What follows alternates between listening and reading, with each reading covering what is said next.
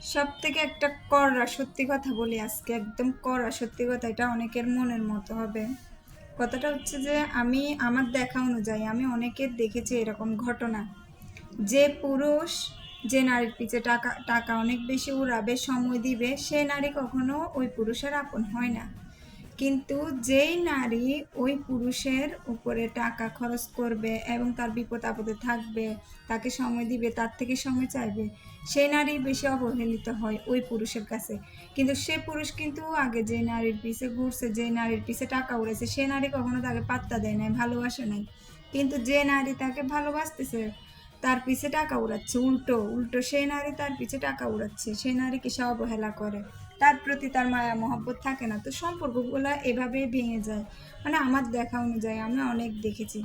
তো যে যেটা চায় সে কখনো সেটা পায় না মনের মতো করে। মানে যেটা থাকে তারও মূল্য দেয় না, যেটা চলে যায় সেটারও মূল্য দেয় না। কথা হচ্ছে যে এটাই।